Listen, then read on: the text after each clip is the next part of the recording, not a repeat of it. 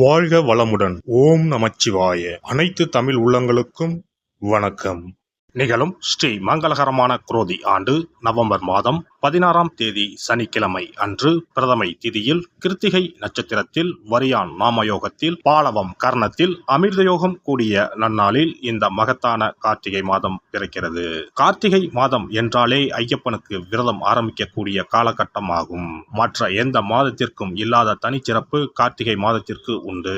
இந்த கார்த்திகை மாதத்தில்தான் மழை, வெயில், பனி ஆகிய அனைத்தும் கலந்த காலநிலை நிலவும். கார்த்திகை மாதத்தில் கார்த்திகை தீபம், சோமவார விரதம், உமா மகேஸ்வர விரதம், கார்த்திகை ஞாயிறு விரதம், கார்த்திகை விரதம், விநாயகர் சஷ்டி விரதம், முடவன் முழுக்கு, கார்த்திகை மாத வளர்பிறை, துவாதசி, துளசி கல்யாணம் போன்ற வழிபாடுகள் மேற்கொள்ளப்படுகின்றன.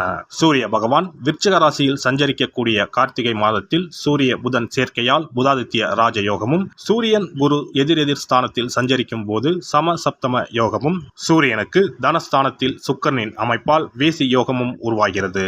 இந்த கிரக அமைப்பினால் உங்கள் ராசிக்கு இம்மாதம் ஏற்படும் சுபம் மற்றும் அசுப பலன்கள் என்ன என்பதனையும், அசுப பலன் ஏற்படுமாயின் ராசிக்காரர்கள் செய்ய வேண்டிய பரிகாரம் என்ன, வழிபட வேண்டிய தெய்வம் யார் என்பதனை பற்றியும் விரிவாக காண்போம். பிறக்கப் போகும் இம்மாதத்தில் உங்கள் வாழ்வில் வளமும் நலமும் செல்வ செழிப்பும் பெற்று வாழ்வில் உயரிய நிலையை அடைய எல்லாம் வல்ல எம்பெருமானை வேண்டி விரும்பி கேட்டுக்கொள்கிறேன்.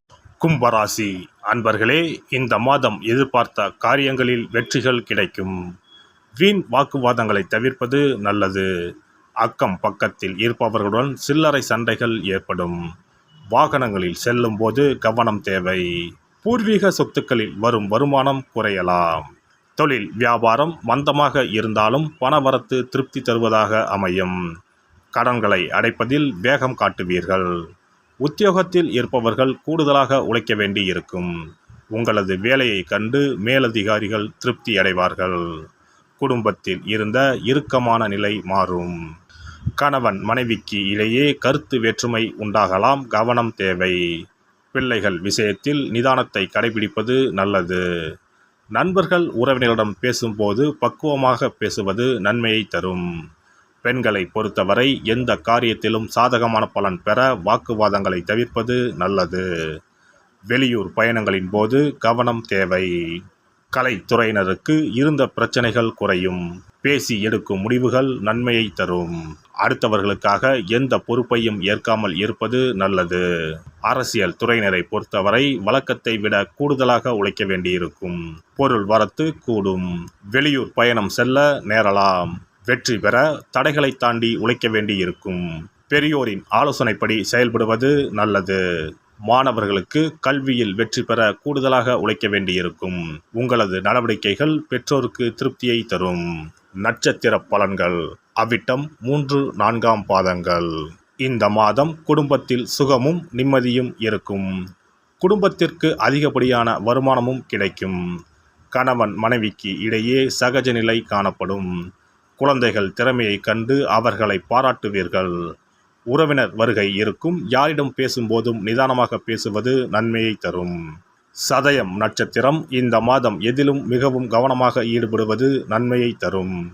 திட்டமிட்டு செயல்படுவது வெற்றிக்கு உதவும். பணவரத்து அதிகரிக்கும். அதே நேரத்தில் செலவும் கூடும். எதிர்பார்த்த உதவிகள் கிடைக்கும்.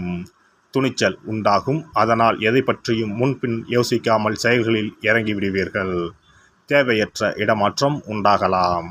பூரட்டாதி 1, 2, 3ஆம் பாதங்கள். இந்த மாதம் தொழில் வியாபாரத்தில் ஈடுபட்டு இருப்பவர்களுக்கு கீழ்நிலையில் உள்ளவர்களால் லாபம் கிடைக்கப் பெறுவீர்கள். சரக்குகளை பாதுகாப்பாக வைத்துக்கொள்வது நல்லது. உத்தியோகத்தில் இருப்பவர்கள் எந்த ஒரு வேலையையும் செய்து முடிப்பதில் வேகம் காட்டுவார்கள். சக ஊழியர்கள் மூலம் உதவிகள் கிடைக்கும். சனிக்கிழமையில் முன்னோர்களுக்கு தீபம் ஏற்றி வணங்க உடல் ஆரோக்கியம் பெறும். கடன் பிரச்சனைகள் தீரும். சிறப்பு தொகுப்பு. கண் திருஷ்டிகள் அகன்று தடைப்பட்டு கொண்டிருக்கும் காரியங்கள் நிறைவேற செய்ய வேண்டிய பரிகாரம் என்ன என்பதனை பற்றி காண்போம். வாழ்க்கையில் நல்ல நிலையில் இருந்தவர்கள் கூட திடீரென்று பொருளாதாரம் இழந்து மன கஷ்டங்களுடன் வாழும் நிலை ஏற்படும். இந்த நிலை எதனால் ஏற்பட்டது என்று ஆராய்ந்து பார்த்தால் பெரும்பாலும் அவர்களின் மீதான கண் திருஷ்டிதான் காரணமாக இருக்கும்.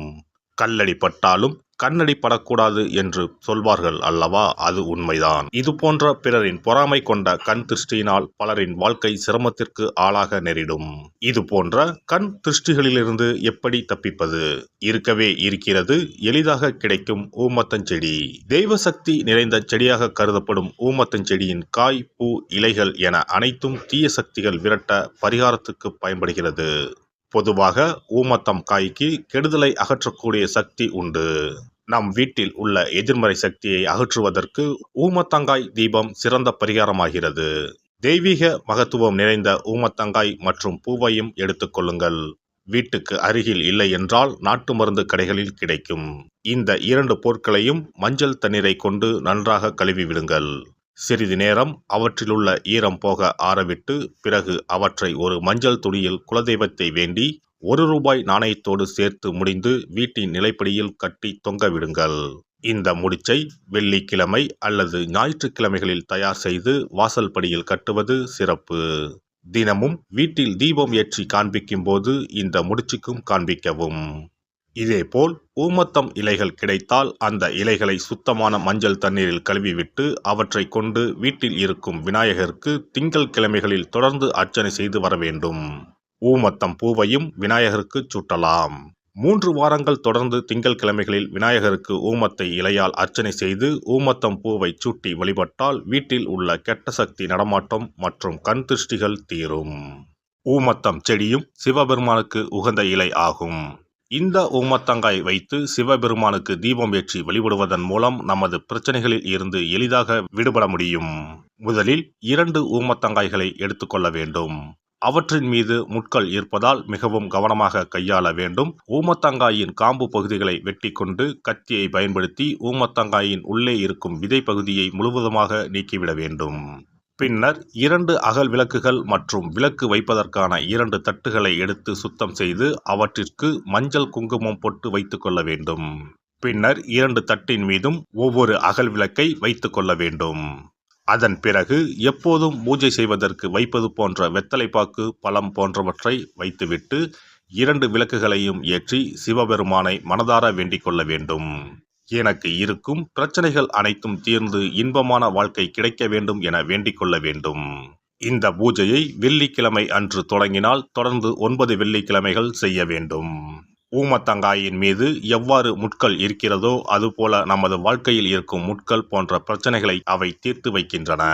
இந்த பூஜையை நாம் தொடர்ந்து செய்து வருவதால் நம் மீது இருக்கும் கண் திருஷ்டிகள் அகன்றுவிடும். தீராத துயரங்கள் தீர்ந்துவிடும். பணம், நகை நம்மிடம் பெருகி வரும். சிலருக்கு கையில் சுத்தமாக பணம் இருக்காது. வறுமை தாண்டவமாடும். கடன் தொல்லையால் கஷ்டப்படுவார்கள். பண பிரச்சனையில் சிக்கி கொண்டிருப்பவர்கள் இந்த தீபத்தை ஏற்றினால் 3 வாரங்களில் நல்ல பலனை பெற முடியும். தொழிலில் நல்ல முன்னேற்றம் இருக்கும். கடன் பிரச்சனைகள் தீரும். உறவினர்களிடையே பகைமை இருந்தால் அவையும் மறைந்துவிடும். நோய்வாய் உள்ளவர்கள் இந்த தீபத்தை ஏற்றுவதன் மூலம் நல்ல பலனை பெற முடியும். பொதுவாகவே எந்த பரிகாரம் என்றாலும் அதை முழு நம்பிக்கையுடன் செய்தால் மட்டுமே முழு பலன் கிடைக்கும் என்பதை நினைவில் கொள்ளுங்கள்.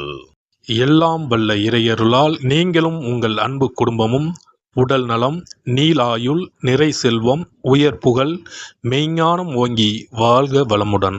இந்த வீடியோ பதிவு உங்களுக்கு பிடித்திருந்தால் லைக் பண்ணுங்க, கமெண்ட் பண்ணுங்க, ஷேர் பண்ணுங்க, மறக்காம சப்ஸ்கிரைப் பண்ணுங்க, பக்கத்துல இருக்கிற பெல் பட்டனை கிளிக் பண்ணுங்க. நன்றி, வணக்கம். ஓம் நமச்சிவாய. சிவாய நம.